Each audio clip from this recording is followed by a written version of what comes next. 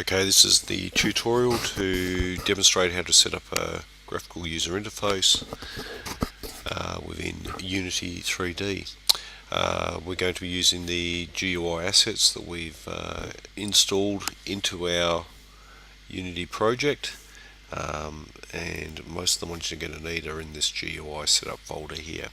So as you can see, I've started a new scene, and within my scene view it's blank apart from a camera and a directional light, and in the game view it's also clear, but note this is still in a three-dimensional format. We do need to change that, so I'm going to go into a 2D view, and over in the game view I want to change this into a 16:9 widescreen ratio. Just a couple of little tweaks we've got to do. The main camera also needs to be set so it's viewing just in 2D, and we can do that by changing the projection from perspective to orthographic. And while I'm here, I'm also going to change the skybox out into a solid color, and just for the benefit of this task, I'm going to go in and just make it just a black. So there's my game view now. Now, once we're at this point, we can start to think about actually putting graphical user interface components in. In order to do that, we're going to add in a number of game objects into our hierarchy and view them in the scene. What we're going to do is go down to the UI components within the game object drop down window, and the very first thing I need is a canvas. Just like a painting in art, you basically need a canvas to be able to put any 2D elements on. So if you can think of this as your piece of paper, even though it is a completely clear piece of paper, we're going to now put a number of different objects onto that. In order to create buttons or any UI elements, we need to make sure we're always working within the canvas, and once we've done that we can actually start to add things in. So the very first thing I'm going to do is place a piece of text in, and if we come over our text, we're going to put our game name in. I'm not going to be very inventive here, let's just call it game name, and we need to define some sort of font to it. Now as you can see, when I double click on text here, we'll actually zoom out to it, and I can start to work out exactly where that is on the scene. Now I have a few options for different types of fonts as well. I can maybe come in and change that. I can also change the size. Now if you note at a point where the text actually is bigger than the text box, it disappears. So let me just come up to say 50 here, and you can see it has disappeared from my text box. All I need to do to get it back is I just need to expand that text box, and if I make it big enough, my text should reappear. And in order to get it to center inside the text box, it's just like any word processing program. So if you're using Word or PowerPoint, you just change the alignment. So we're going to justify it to be centered, and at the moment it actually goes to the top of the text box. Let's also make it go to the middle of the text box. Okay, so that's my text sorted. The only other thing I might like to do, because we have got a black background over here, the darker sort of tone probably makes it a little hard to see, so I'm just going to change the color to red. Now that text box is justified and located around the center of our canvas, which is obviously here. So when I move it, I can bring it into position there using the position X and the position Y. That's pretty good there. One other little thing we might like to do as well, if I still on text over here, add component, let's add the outline component. This just allows us just to enhance the actual look of it a little bit. I'm just going to go in and I'm going to choose a lighter color red. Oh, wrong one. Sorry, that's my color for the actual text. This is the one down here I wanted to choose. I can come in and I can choose a lighter colour red, or I can choose a different colour completely. Where you can see it happening is over in the game view. So if I choose blue, for example, you can see that's starting to get a bit of an edge to it. What I'll probably end up doing is just come in and choose just a lighter red, that sort of pale red, pinky sort of colour, just to give it a little bit of a highlighted edge. Okay, so that's the text done. The next thing we need to do is we need to go up and we're going to add a button to this scene. So I need to click on canvas. I want to make sure I'm on canvas and not creating the button underneath the text object. We want to create it on the parent, which is the canvas, and we're going to go in and add a button. And once again, I can position this button we've created. I'm going to end up creating two buttons, so I'm just going to offset those down the bottom there. I'm going to change it so it sort of matches the text a little bit. There's that, and that's not too bad. We'll leave it like that. I'm going to just rename this button. This is my start game button. Press enter. Now note, I'm only changing the actual button name itself, not the text on the button just yet. I need to be able to go into the button and actually do that. So now if I click on text here in the button and type that start game again, press enter, you can see that it actually changes down here, and I can change the color of that as well. And if I wanted to, let's add that outline again onto this one, and I'm just going to use a yellow or something that really does show up quite nicely, just to give it a little bit of an extra bit of make it a little easier to see. You can see that sort of round there, just makes it glow a little bit.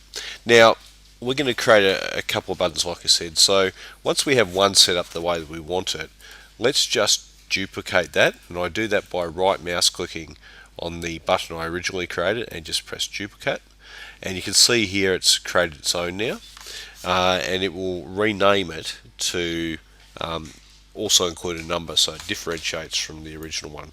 This one we're going to actually create is a exit button, so I'm just going to call it exit, and here on the actual button itself, the text, I don't need to worry about changing any of the other settings because they are all exactly the same as when I set up the first button.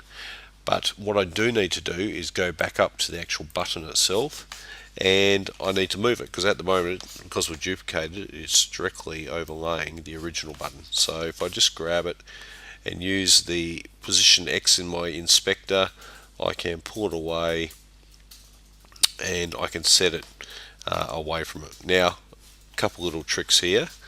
I can see here when I drag, it moves about the center, so you can see there where it's actually giving me some sizes. So if we just make sure both the buttons are offset from the center the same amount, they should look pretty good. So let's go 210 on this one, and on the start button, because we've gone left of the center, we need to go negative 210.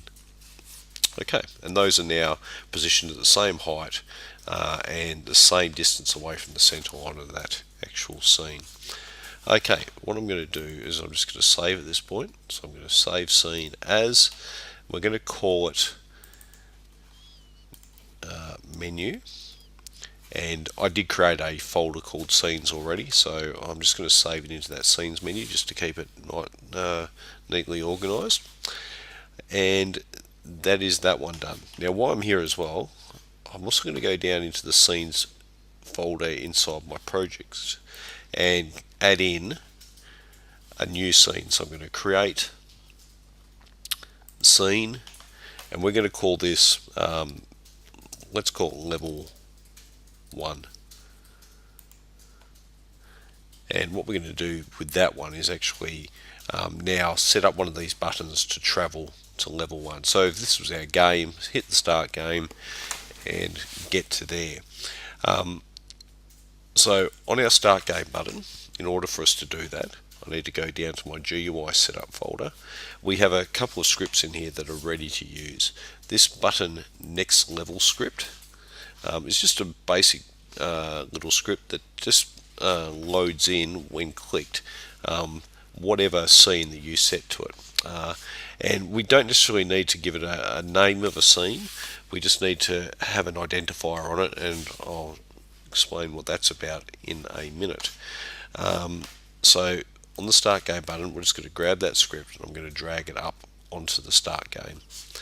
And if I look at that it's actually done in my inspector, I've now added the script onto the start game. Now, the reason we do this is we actually need to use the script on the button, but we can't just drop a script directly into a scene. We actually need to attach it to a game object. So we've just attached it to the start game button. The reason we do that is that we also need to set up a function, and the function we're going to set up is an on-click function by hitting the plus sign, and we're going to get this function to run in the editor, so when we're previewing while we're building the game we can see it happening, but also when we actually build the game and run it, it will work there as well. And all we need to do once we select that is we're going to grab this button and we're going to drag from here. So just one click on it, hold it down, drag it across, drop it into here. Now at the moment it defaults to no functions, but we need to set a function up, and we're going to set up the button next level function, and we're going to have it go to next level button int. It's an integer. It's looking for an integer number 1. Okay, and that button is actually all set up at that point. Now what integer number 1 means is if we go up to our build settings, I might just delete that. This is the area in which we build our game. Now we're going to build for a PC, and what we need to make sure we do is that we add into here the 2 levels, or it could be how many ever levels your eventual game is, into this area. The integer are these 2 numbers here. So our start button loads integer number 1. So whatever level is set against number 1, that's what it will load. Now at the moment that's no good to us because it will just keep reloading the menu itself. So what we need to do is drag that menu up and make the other scene, that level 1 scene that I created, the blank one, integer number 1. Alright, so at that point that one is actually set now. Okay, we will test in a sec. What I think we should do though before we do that is just go back and make sure that we have the exit button set up as well. Now just a word of warning, the exit button does not actually work within the editor. It only will work when you are within the game, and it will basically close down the game once it's built. We're going to use another script for that, this exit click handler script, and essentially all this script does is when you push it, it quits the application.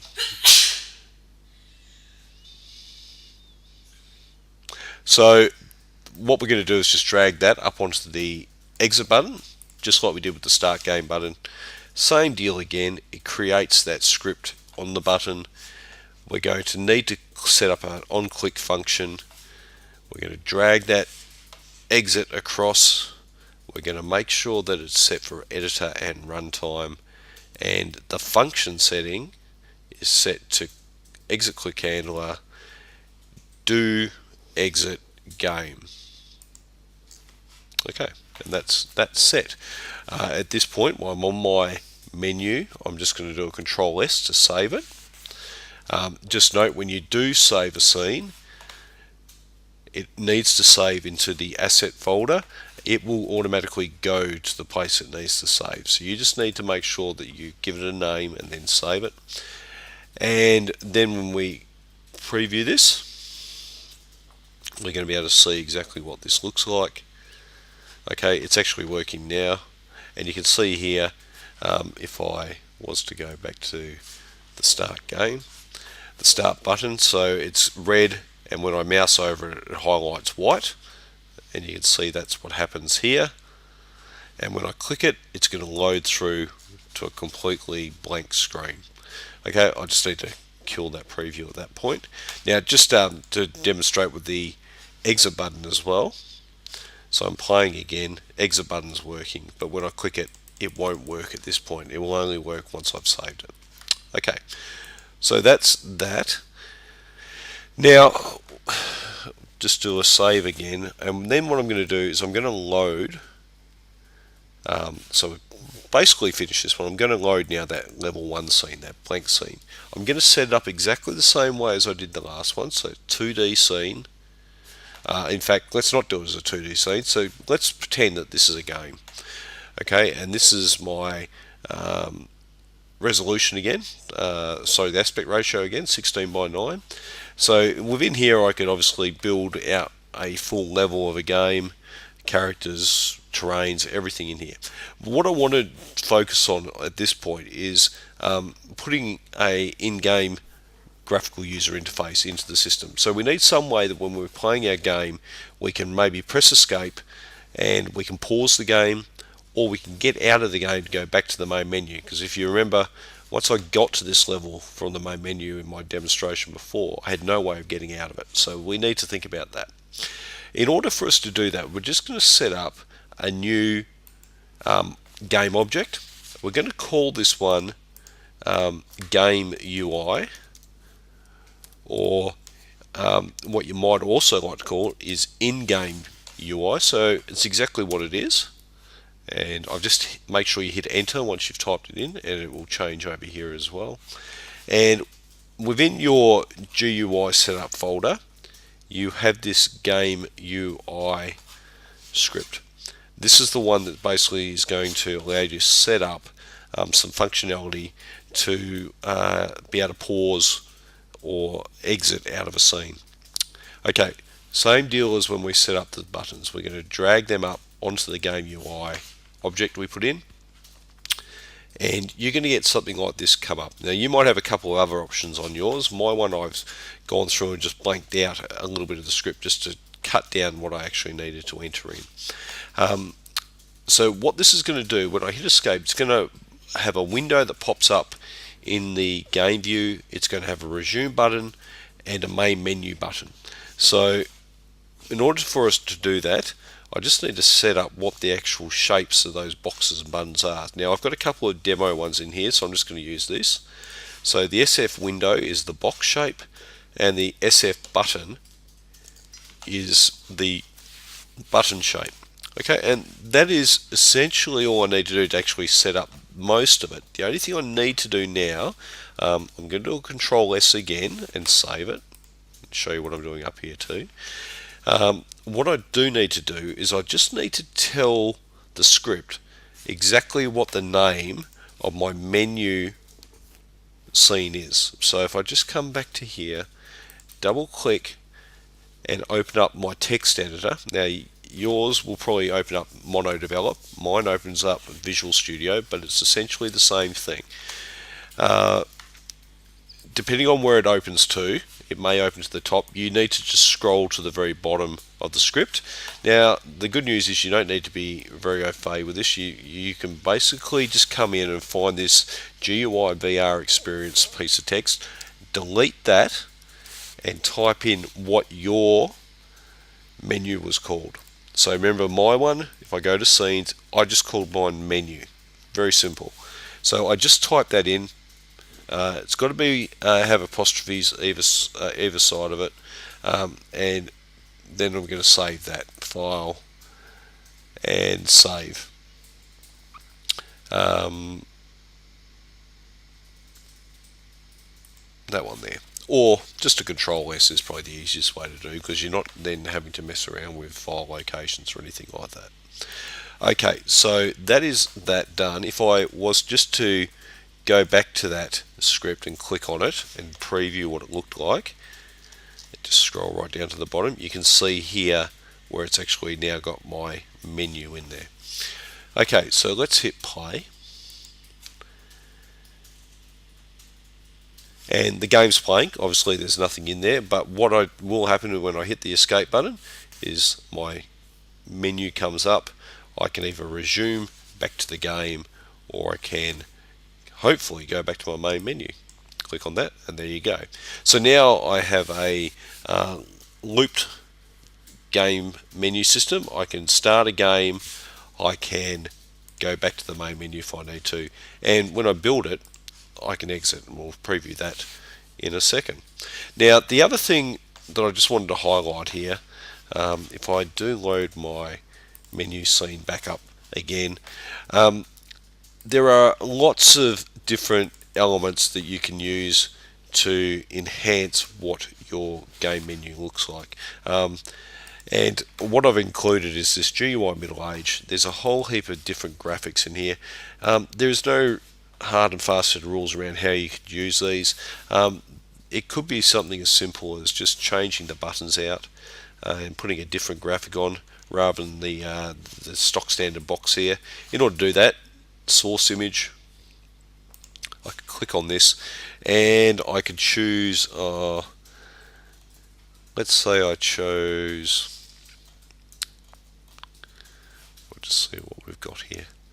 There are actual button graphics, so let's choose this one here for example, and you can see they change out here. Obviously if I did that right at the start, when I duplicated it, would have duplicated this as well. If I just choose this one as well, so I'm on the exit button now, let's just choose a different one. So say if I go that one, let's try something else, something that stands out a bit more would be good. Let's just see what we've got.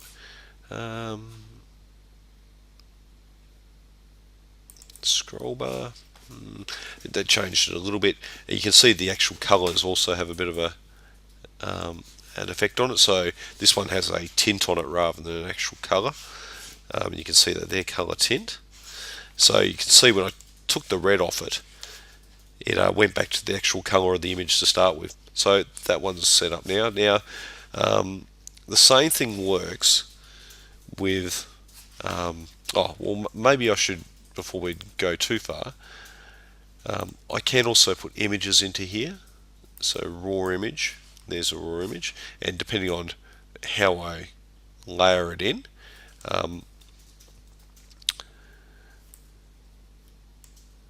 I can add things in behind it. The same deal, I could use one of those panel type images, empty panel. There it is there. I have control over its width. So there's no reason you can't use some of these elements just to add in a little bit more detail, just to enhance what your overall theme looks like. Now what I might do is I'm going to change that up again. The other thing you could do as well is if you had a little bit of a logo or something like that. Let's just say we use one of these sort of things.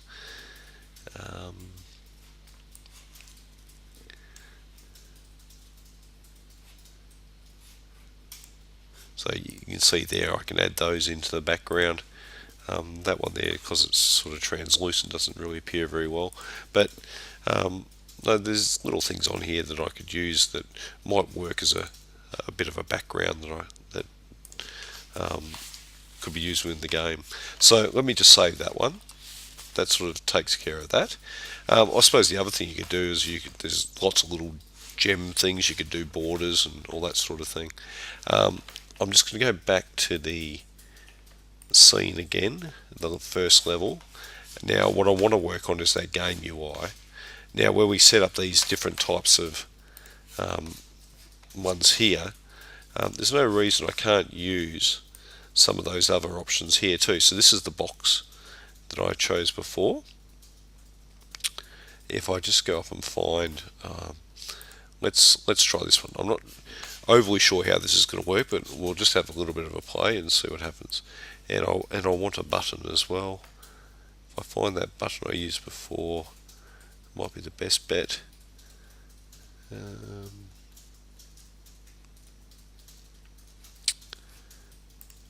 Let me try it. Let me try that one, but I'm not 100% sure that one's going to work. The only way to test it is to play it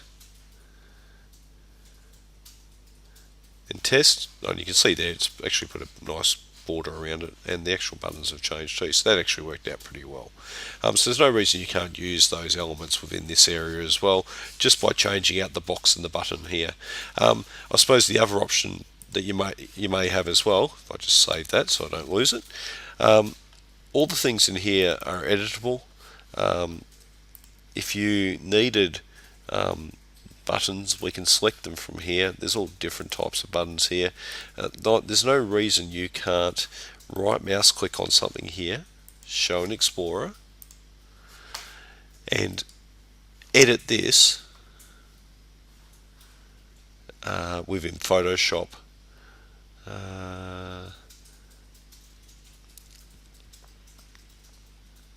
Open with, that's what I was looking for, Photoshop. So you could bring it into here, you could resize it, you could cut bits off it if it's not quite the right shape, but just do some basic editing in there. Alright, I won't do that now, but just so you're aware that by just right mouse clicking on and show in Explorer, you can get access to that. What I'd probably recommend is you show in Explorer and then copy the one that you want to change and just paste it back into the same area, and notice it changes its name. That way you're not actually damaging the original file. Okay, and of course once you do that, it will actually update straight into here too. Okay, so I hope that makes a bit of sense. If we just really quickly just go through exactly what we set up. We set up a menu. A menu needs a canvas. Once we have a canvas, we can start to layer game object UI elements onto it. We set up two buttons that had two different scripts on them. One's a start button that uses a function that looks for the integer of our game under our build settings. We need to make sure that if we set up a button to go to a next scene, that scene is the one that we actually want to load. So level 1 is integer 1, level 1 was the extra scene that we created. We put these two in here just by selecting both of them and dragging them up into this area. The only other thing we haven't done is we haven't done a build, so why don't we do that now? We can build and run. When we build and run, always a good idea just to get in the habit of making up a build folder and then saving build into there. We might call this game, and with some sort of version control on it, V1. Select that. Oh, that doesn't help when I don't do it properly.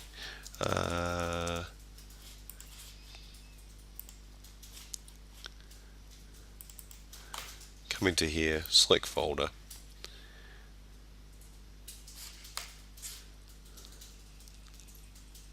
And it's building now. And because I selected build and run, it's actually going to preview it as well. And at this point we'll be able to see whether or not the exit button works correctly too. So I always tend to go preview everything in a windowed view, that way you just have a little bit more control if things don't work.